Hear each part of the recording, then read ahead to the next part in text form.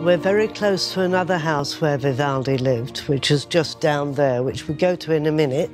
But first of all, I want to give you an idea of this campo that Vivaldi saw, okay? Now then. That door there, that green door, used to be where a mattress maker lived and a battiore, a gilder. Where the chemist is, that was always a chemist.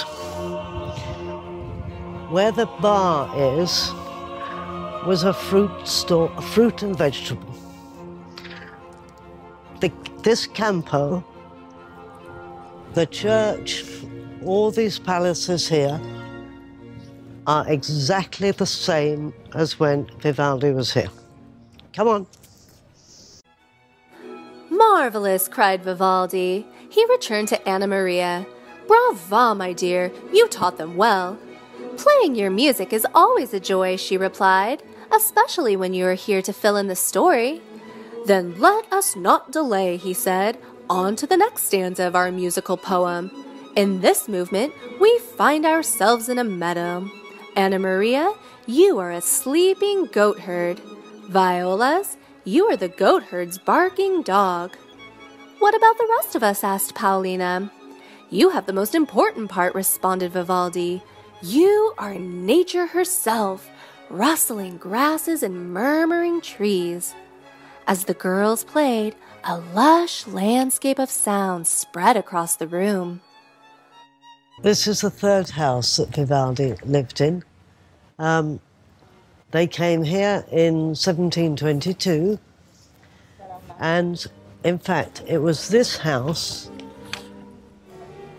that Vivaldi lived in when The Four Seasons was published. When he lived here from 1722 to 1730.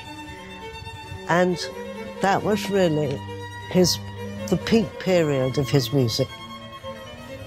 A lot of his operas, the concertos for Anna Maria, his concertos for molti strumenti, the 3 serenatas that he wrote for the French ambassador.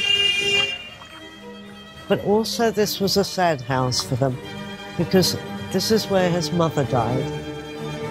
And in fact, a couple of years later, they left this house. She died in 1728, and they left in 1730. When they came to the third movement, Teresa asked, "This last part is a celebration, isn't it, Padre Rossi?" "Indeed it is," he answered.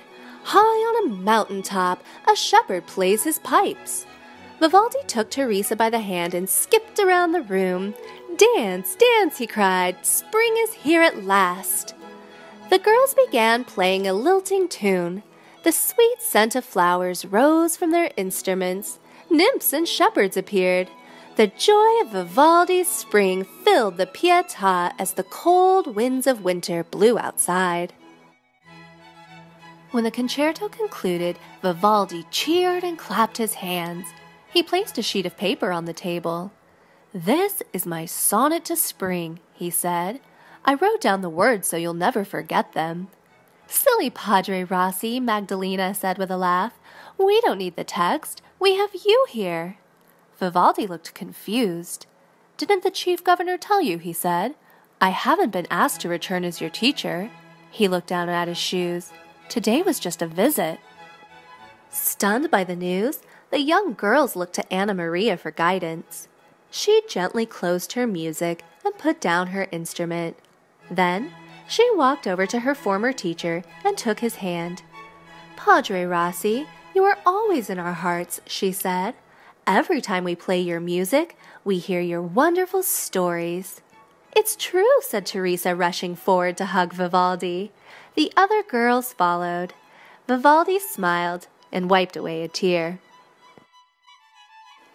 In the months that followed, new packages of music arrived at the orphanage. summer, autumn, and winter among them.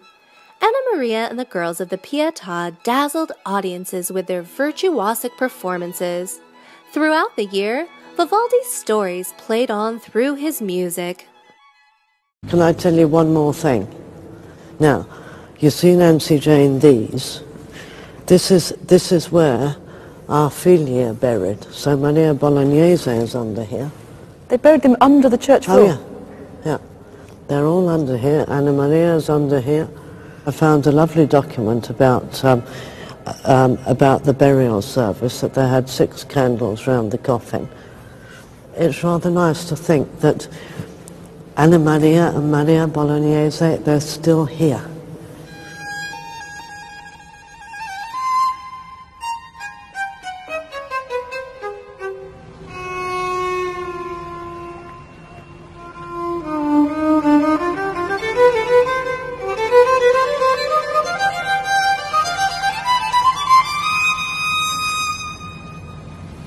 In 1740, Vivaldi left Venice for the last time, probably accompanied by Anna Giro.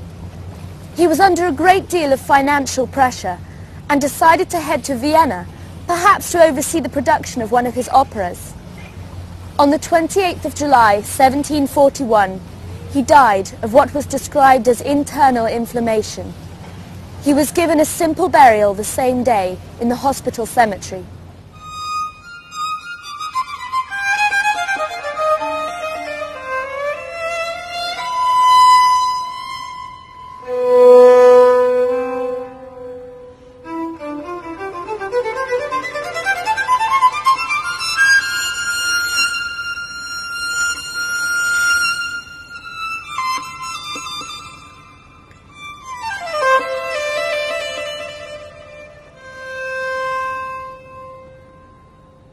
The Pietà music tradition continued after Vivaldi, but 20 years after his death, Charles Burney, visiting Venice, commented that the Pietà was not what it had been musically. By 1820, the music was over. Until now, that is.